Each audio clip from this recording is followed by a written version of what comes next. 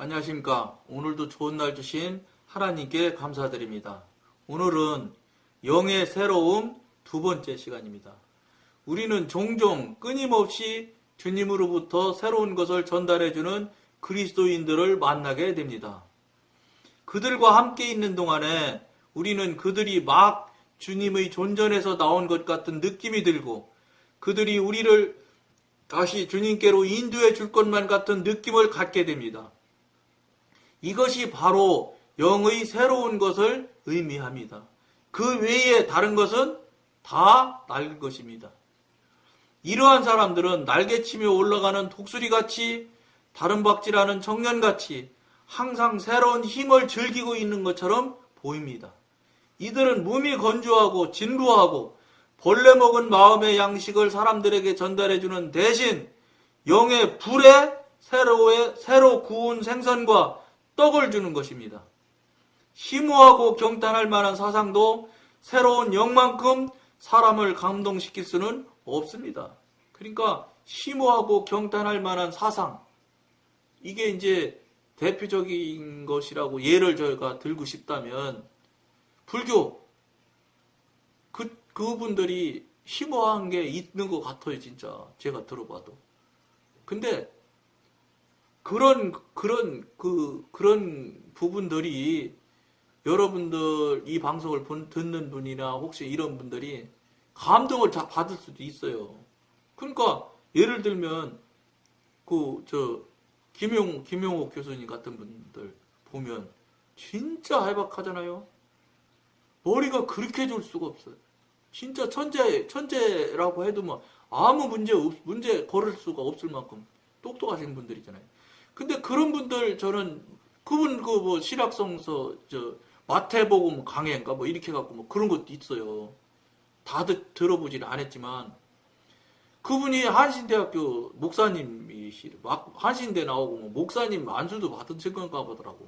잘은 모르는데 저도 어쨌든지 그러니까 그만큼 성경에 대해서도 해박하신 분이에요. 근데 저는 그분 강의도 좋아하고 잘 듣기도 하고 그러는데 안타까운 게 하나 있어요. 예수 이야기를 할 때 그런 것들을 보면은 이게 이제 어떤 면에서는 지금 한국 교회에 내노라는 목사님들, 아주 신학교 교수님들 이런 분들이 해당될 수 있어요. 뭐냐면 이분들이 가장 문제라고 저는 보는 이유가 딱 하나예요. 하나님을 만나지 못했다는 거예요. 하나님을 만나신 분이면은 절대로 그분이 하나님을 그렇게 말할 수가 없어요. 당신이 만나서 당신의 그 신앙 안에서 만나서 신앙의 그 경험과 체험을 가지고 있으시면은 절대 그렇게 말 못해요.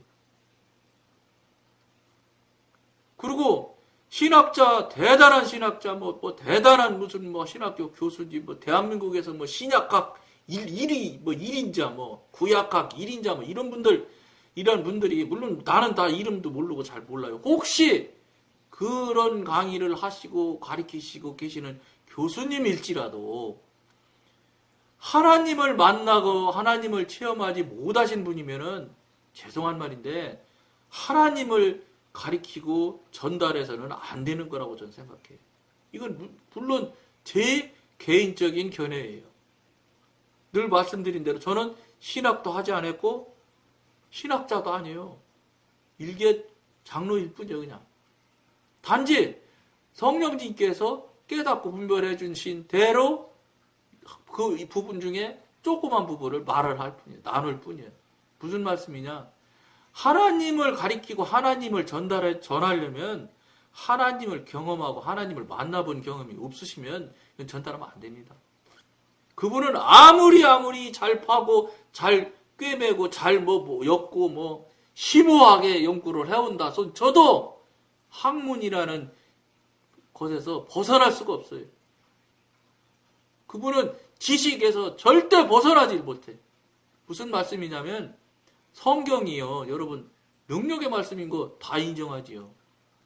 성경이 능력의 말씀 아니라고 신앙하는 사람 중에 말하는 사람 있어요? 없지요.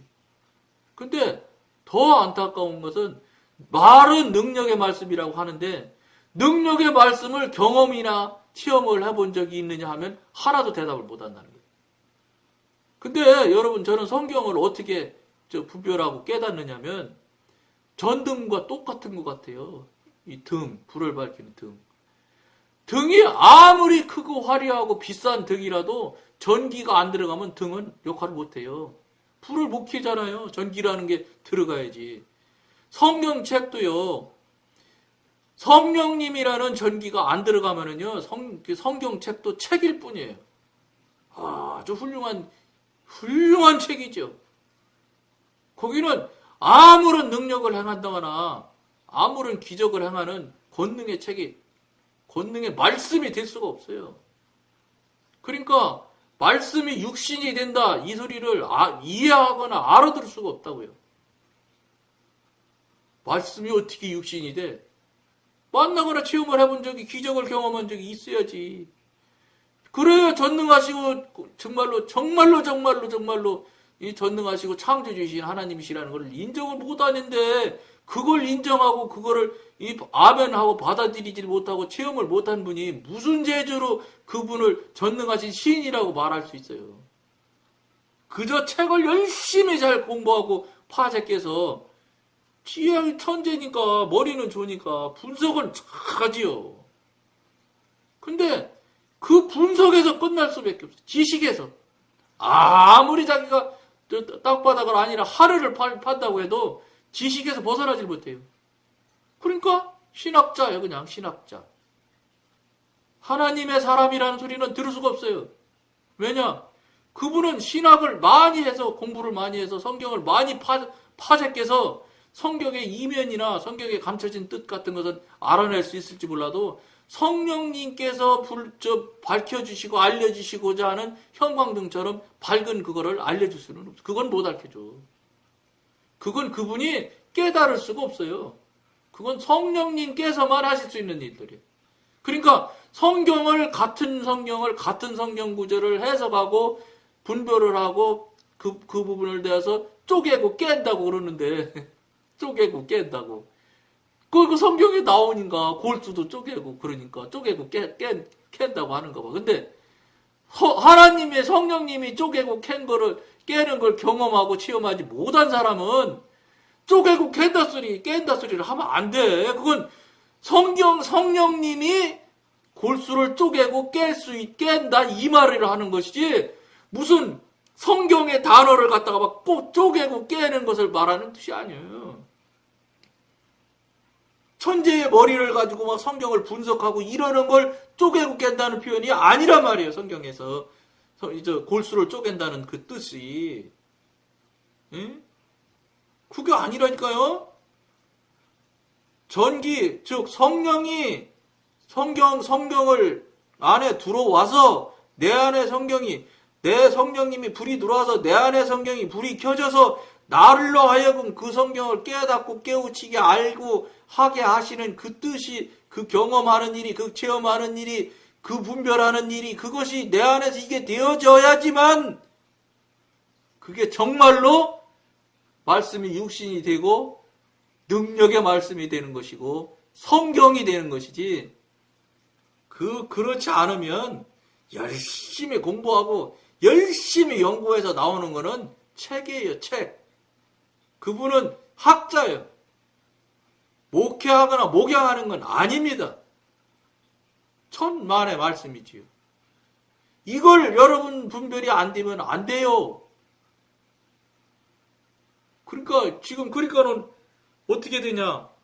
큰 대형 교회들이 일대 목사님들은 영적으로 목회하신 목사님들 특히 그런 교회에서 후임 목사님을 모셔 청빙해 갈 때 제일 두렵고 어려운 거예요. 왜냐? 영적인 사람이라야 영적인 분들을 알아보고 영적인 분들을 모셔서 청빙을 할 수가 있는데 영적이지 않은 사람들이 당회원이고 당회원들이 전부 다 뭘 하는지 알아요? 그건 제가 다녔던 교회에서 이미 일어난 일이니까. 내가 한번 예를 들어드릴게요. 제가 교사한 적이 있다고 말씀드린 적 있잖아요. 그때 교육위원장 하시는 장로님이 있었어요. 근데 교육 담당 부목사님을 이 교육위원장이 추천을 당회에다 하시오. 이렇게 돼서 이분이 추천을 한다고 얘기를 했어요. 근데 그거를 뒤 앞에서 이야기를 하더라고요. 당신 좀 도와줄 수 있으면 도와주시오. 이 소리지요. 제가 그랬어요. 안 된다. 왜 안 되냐? 장로님은 영에 대해서 알지를 못하기 때문에 목사님을 청빙해오고 모셔오는 거는 영에 대해서 아는 사람이 영으로 분별을 해서 성령님으로부터 확인을 받은 다음에 모셔와야 옳은 분이 오시지. 장로님 아무리 머리 써도 안 된다 그랬어. 그랬더니 이분이 턱 쳐다보더라고요. 웃기는 소리 하고 앉았는데. 왜냐? 그분이 저보다 공부도 훨씬 더 많이 했고요. 큰 회사, 엄청나게 큰 회사, 높은 사람이거든요. 그러니까 말은 안 했지만 속으로는 자식 지가 뭘 한다고. 그 내가 단언했어요. 그분 앞에서. 장로님이 최선을 다해서 한번 뽑아보시오.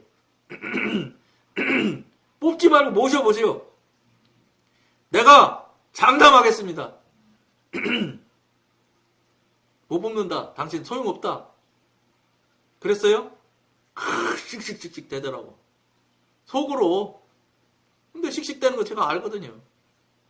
옆에 막 다른 사람들 막 지식 있는 사람들 막 모아다가 막 열심을 내서 차더라고. 어떻게 차는지 알아요? 첫째, 광나루 장신대 출신. 신대원 출신. 1번이. 거기 출신 중에서 이제 이력서를 받기 시작하더라고. 그래서 내가 웃었지. 신학자를 데려가 보시네. 그래. 신학자 오지도 않지요. 교육목사로 오는 사람이 어디 있어요. 그래, 열심을 해서 진짜로. 내가 기억하기에는 2달, 3달 걸린 것 같아. 그리고 최종적으로 온 사람들 5명인가를 이력서를 보여주더라고. 보여주니까 봤지요. 아무 말 하지 않았어요. 그래서 거기서 당회에서 뽑았어요. 모신 게 아니고 청빙한 게 아니고 뽑았지. 그랬는데 그분이 6개월도 되기 전에 잘못 뽑았습니다. 이렇게 얘기하더라고. 죄송합니다. 이렇게 해서 나한테. 사과했어요. 정말이라고. 그러다가 후임 목사님을 다시 청빙해야 될 상황이 떨어졌어요. 그때 저는 그 교회 장로는 아니었어요. 안수 집사였었어요. 그 당시는. 그랬더니 뭐라고 그랬냐면 내가 또 얘기를 하는 거. 이제 이미 벌써 교육부 목사 2분 모셨다가 실패 본 걸 자기가 시인했거든요. 자인했어. 아주 시인 정도가 아니라. 그랬는데 그러니까 또 이제 얘기를 하는 거예요. 그래. 내가 뭐라고 얘기했냐면 이렇게 얘기를 했어요. 지금 현재 당의원들이 아무리 용쓰고 재주 부려도 한 사람도 영적인 부분을 알 사람이 없다. 그러니까 내가 그럼 방법을 하나 가르쳐주마. 어떻게 하면 되냐 그래서 얘기를 했어요. 뭐라고 했냐. 나를 청빙위원회에다 넣어달라. 그래 나는 아무것도 안 한다. 뽑는 건 당신들이 해라. 근데 내가 당의원들 앞에서 응시를 해서 이제 지원을 하신 분들, 목사님들을 모시고 내가 물어봐 줄게. 영적인 얘기는 영적인 사람이 물어봐야 영적인으로 맞는지 틀리는지도 나오고 여러분들이 물어보고 답하고 하는 것을 들어보면 이 사람들이 당신들이 영에 대한 모를지라도 영적인 이야기를 나누고 교통하는 이야기를 들어보면 당신들이 그래도 그 중에서 여러분들이 고를 수는 있을 수 있다. 이렇게 얘기를 했어요. 그랬는데 여러분 그거 받아들여 줬을 것 같아요? 안 받아들여 주지요. 자식.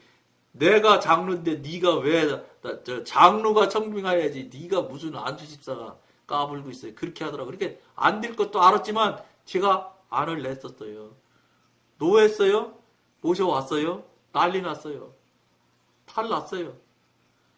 교회가 욱샤욱샤 찢어지네 갈라지네 뭐 지금 그러고 있어요. 육신은 아무리 별의 짓을 다 해도 영을 알 수가 없어요. 제가 맨날 말씀드리잖아요. 육신에 갇혀있고 시간에 갇혀있고 공간에 갇혀있는 이 3차원에 있는 사람은 4차원이나 5차원이 이 영의 세계를 알 수가 없어요.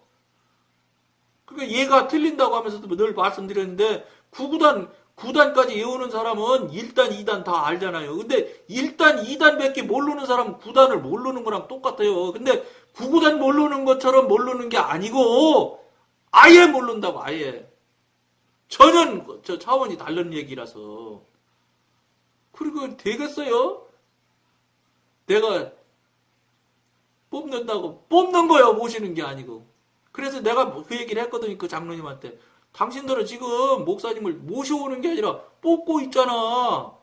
뽑는 목사가 오죽하겠어. 뽑히는 목사나. 그랬죠. 그랬더니 이 양반이 사전을 찾아봤더라고. 기독교 사전을 찾았다, 어쨌다, 찾았어래. 청빙이 뭔가 그랬더니 청에서 모셔오는 거라는 걸 알았어요. 아, 그러니까 청빙이구나. 근데 청에서 모셔오려면 아는 게 있어야 청에서 모셔오지요? 못하지요, 결국은. 무슨 말씀이야? 안 되는 거예요. 여러분, 이 방송을 보시는 여러분, 새로운 영, 성령님이 주시는 영이야지, 다른 영, 아무리 해도 안 되는 거예요. 같이 흡수가 될 수도 없고, 가까이 있을 수도 없어. 왜냐면, 거룩한 성령님이 계시는 영하고, 더러운 사단의 영이 있는, 이 귀신의 영이 있는 데하고 어떻게 같이 있어? 이건 근본적으로 같이 있을 수가 없어. 그러니까 하나님의 영이 들어오시는 그 시점에 딱 불이 딱 빛이 들어오면 어둠은 즉시로 없어지는 것과 똑같이 사단이 있을 수가 없어요. 거주할 수가 없다고요. 그럼에도 불구하고 발끝으로 숨어서 못살게 굴고 하는 건 있지만 근본적으로 본질적으로 영에는 못 들은단 말이에요. 뭐가 그런 그 차원 다른 것을 눈치라도 챌 줄 알으셨으면 그런 대단한 천재 김용욱 박사님, 교수님 같은 분들이 그 안타까운 소리는 안 하신다는 거지. 근데 기성교회들 지금 그 큰 교회들이 지금 다 후임 목사님들을 또 어떤 분을 모셔가 방법이 없잖아요. 영적으로 아는 게 있어야 영적인 분을 찾아내지도 못하고 알아보지도 못하는데. 그러니까 뭐 청빙도 못하지. 그럼 뭐 어떡하냐? 대개 신학자 중에 대단히 뛰어난 신학자라는 분들을 자꾸 모셔간다고요. 그러니까 뭐 인천에 있는 그 큰 교회도 뭐 우리 같은 종치더라고요. 무슨 목사님 장신대 교수님 아니야? 그분 거리 갔어요. 응? 그 다음에 뭐 세문안교회도 신학자 하신 분이지. 소망교회도 신학교 대단한 교수님 하셨던 분이지. 그러니까 설교는 공부를 많이 하셨으니까 3년짜리는 넘겠지요. 5년, 6년, 7년 파먹을 수 있는 거 있으시겠죠. 공부를 그렇게 많이 하신 학자인데. 그러니까 학문적으로 이 설교가 틀릴 리가 없어. 근데 소용없다니까요. 성경에 성령이 전기가 안 들어온 것과 똑같아요. 아무 능력이 없다고요. 지식은 열심을 전해서 잘하죠. 그러니까 그 지식으로 교인들을 어떻게 하겠어요? 목사님, 애지간한 목사님 설교하는 건 더 잘 알아. 일반 성도가. 공부를 그렇게 똑똑한 목사님들한테 그 지식을 배웠는데 신학교에서 신학생처럼 1년도 아니고 10년씩 배워봐. 엄청난 지식자가 되지. 그러니까 목사님들 스스로 말씀하신대요. 한국교회 목사 하려면, 목사님 해먹으려면 목사님들 말씀이. 박사가 3개는 돼야 된다. 한국교회 교인들이 머리가 너무 커서. 이렇게 얘기하신대요. 이게 벌써 오래전부터 제가 들은 이야기예요. 그러니까 거기서 뭘 하겠어요? 이제는 딴 거 없어요. 성령님 의지해서 목회하는 분밖에, 목회해야 살 길밖에 없어요. 공부해서 그 한국교회 교인들 그 지식량을 어떻게 채워주실 거예요? 그 지식을 어떻게 만족감을 주실 거예요? 만족감 못 줘요. 그러니까 그 교회들 시간만 차이 날 뿐이지 다 나중에 문제 나가요. 발성이 납니다. 왜냐? 교인들이 지식으로 인해서 만족감을 못 느끼기 시작할 때가 반드시 나오거든요. 이제 그건 나도 알 수 있거든. 그 정도는. 대관데 만족감이 없지. 교인들이 만족감이 없고 거기서 의로감을 못 찾으면 어떡하냐? 탈을 내기 시작하는 거예요. 목사님이 어쩌네, 뭐가 어쩌네, 탈이 나기 시작해. 왜냐? 성령이 없으니까. 지식만 있으니까 지식적으로, 학문적으로 자꾸 따지고 들거든. 다 문제나고 달라요. 그러니까 하나님 만나고 하나님 경험하지 못한 사람은 목사님 하지 마셔야 되고 신학자도 해서는 안 된다고 저는 생각을 해요.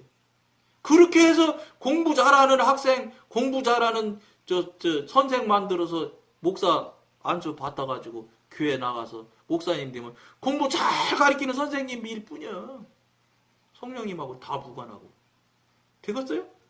그러니까 한국교회가 어떻게 돼? 결과가 뻔한 거지요. 극단으로 나빠지기 시작하네. 도덕과 윤리가 깨진 거는 벌써 언제적 얘기인지 말할 것도 없고 그 깨진 도덕이 더 깨지잖아요 지금. 한두 끝도 없이 지금 악도관 쪽으로 완전하게 흘러내려가고 있다고요. 이걸 목사님들은 아실 거예요. 아시는 목사님들이 왜 없겠어요? 영적인 목사님들이 있지요. 그럼에도 불구하고 대책이 없다는 거예요. 교인들을 영적인 교인으로 만들어서 자꾸 빛이 되어서 조그만 빛일지라도 자꾸 모이고